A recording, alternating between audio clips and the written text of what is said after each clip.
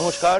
হদিশপুর জংশনে আজ আমাদের বিষয় মুখোশ, এবং এই আজকে আমাদের পর্বে আলোচনা করার জন্য আমাদের সঙ্গে স্টুডিওতে রয়েছেন শিক্ষক, মূলত উনি একজন শিক্ষক ঋত্বিক মল্লিক, এবং উনি মুখোশ নিয়ে দীর্ঘ 2 বছর ধরে একটি গবেষণাও করেছেন। আমরা ঋত্বিকবাবুর সঙ্গে কথা বলবো, এবং তার সঙ্গে আমাদের রয়েছেন আমাদের মধ্যে সৌরভ বসু। উনি ইন্ডিয়ান আর্ট কলেজ থেকে পাশ করা একজন কৃতি শিল্পী, এবং দীর্ঘদিন ধরে উনি মুখোশ বানিয়ে চলেছেন। আমি দুজনকেই প্রথমে একটা স্ট্রেট প্রশ্ন করি যে এক কথায় মুখোশ বলতে কি কি বোঝায়, মুখোশের সংজ্ঞা কি? মুখোশের সংজ্ঞা এক কথায় দেওয়া খুব জটিল। মুখোশ সবকিছু। মুখোশ মানুষের শরীর। মুখোশ এমন একটা আবরণ যেটা খুলে রাখা যায়, আবার খুলে রাখা যায়ও না। মুখোশ এমন একটা বিষয় যেখানে মানুষের যন্ত্রণা, রাগ, ভালোবাসা সমস্ত কিছু প্রকাশ করা যায়। সৌরভ? আমার যেটা মনে হয়েছে মুখোশ করতে করতে, মুখোশ হচ্ছে একটা পরিবর্তনশীল চরিত্রকে তুলে ধরে মানুষের। সময় সময় সেটাকে পাল্টানো যায়, এবং সেটা মানুষই পারে। এবং এটা মুখোশ তৈরি করলে যখন পড়া হয়, যেমন চরিত্র পাল্টায়, আবার মানুষ মুখোশ না পড়েও নিজের চরিত্র পাল্টাতে পারে একটা ইনভিজিবল, যেটাকে অদৃশ্য মুখোশ অ্যাপ্লাই করে মুখের উপর পড়ে। আমরা একবার কোত্থেকে মুখোশ এলো এবং কিভাবে জুড়ে বসলো আমাদের মুখে, সেই ইতিহাসটার দিকে একবার নজর রাখবো, একেবারে গোড়ার কথায়। আসুন একবার দেখে নিই।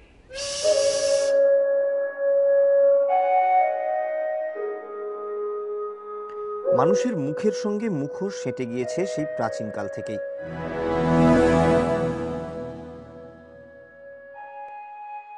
সময়টা নির্দিষ্ট করে বলা না গেলেও প্রাগৈতিহাসিক যুগে মানুষ যে মুখোশ ব্যবহার করত তার নিদর্শন মিলেছে। ফ্রান্সের ত্রোয়ে ফেরেতে সবচেয়ে পুরনো মুখোশটি দেখা গিয়েছে।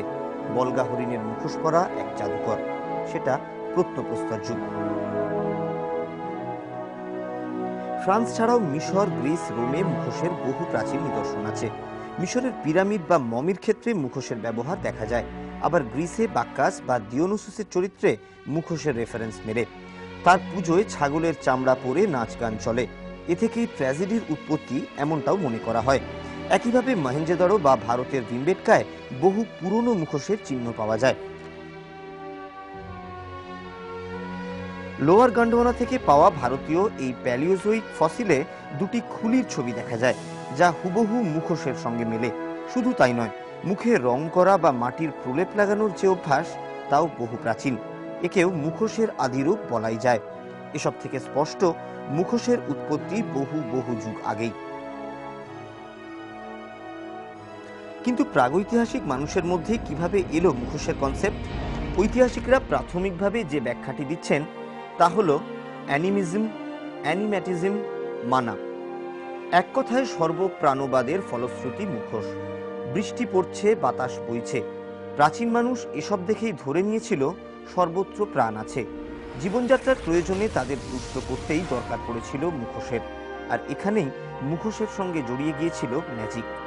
শক্তির আরাধনায় যেমন মুখোশের আশ্রয় নেওয়া হলো, তেমনি অপদেবতার প্রভাব দূর করতেও ভয়ঙ্কর মুখোশের ব্যবহার হলো।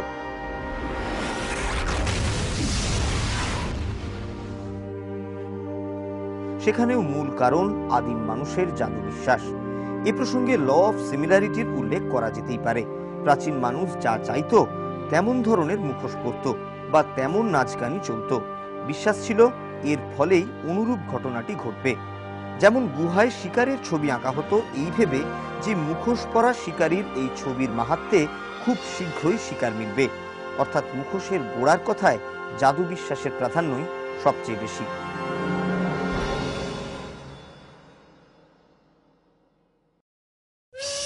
জাদু বিশ্বাসী হোক বা ব্যবহারিক ক্ষেত্রে, নানা জায়গা থেকেই গল্প কথা বা তত্ত্বের সঙ্গে এক হয়ে মিশে গিয়েছে মুখোশ।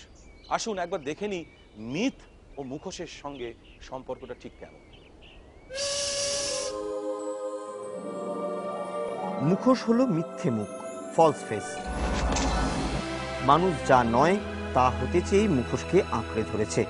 যেমন বিভিন্ন মিথকে আঁকড়ে ধরে বিভিন্ন জনগোষ্ঠী। মিথ্যে মুখের রীতি সম্ভবত এসেছিল রোম থেকে। রাজার মৃত্যুর পর তার মুখের আদলে তৈরি হতো ডেথ মাস্ক। ইউরোপের বহু দেশেই এহেন রীতি ছিল। মুখোশকে বলা হতো মৃত মানুষটির আত্মার বসবার আসন।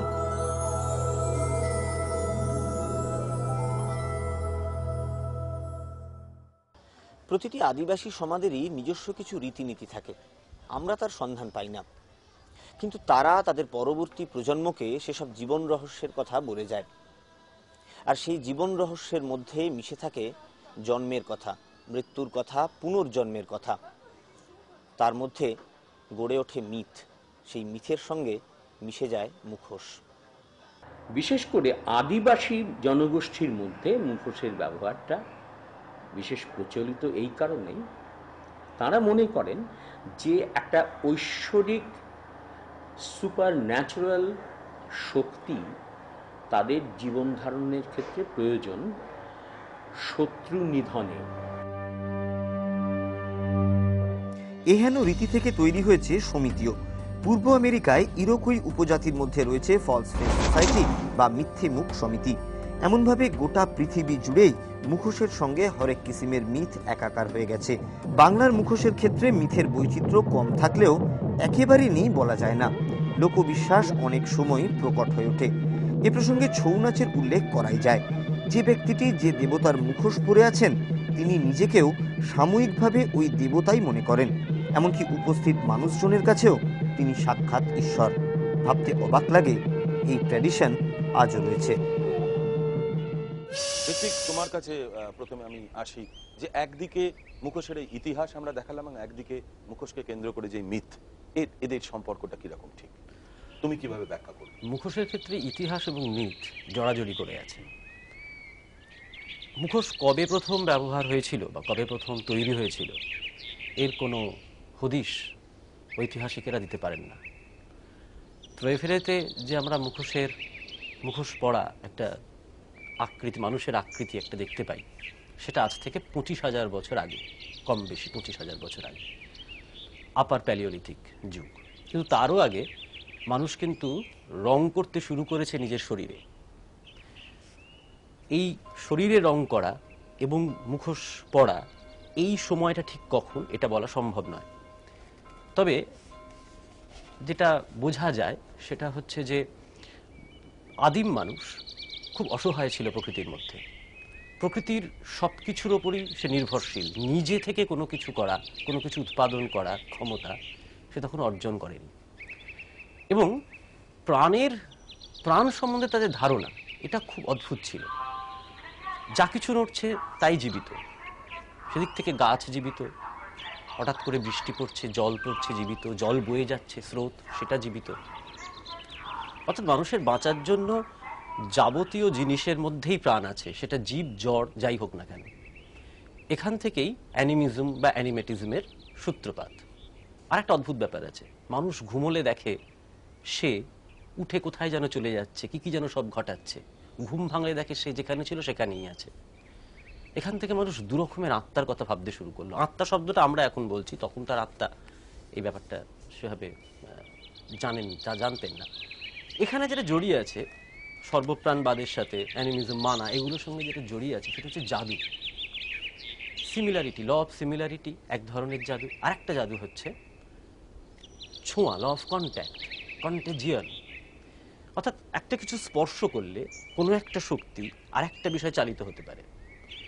মুখোশ পরা মাত্র মুখোশের যে নিজস্ব শক্তি সেটা তার মধ্যে চলে আসছে। তাকে পিশাচ সিদ্ধ পুরোহিত বলতে পারি, শামান ইংরেজি ভাষায়। হরিশপুর জংশনে ব্রেক করছি, টিভির সামনে থেকে সরে দাঁড়াবেন না।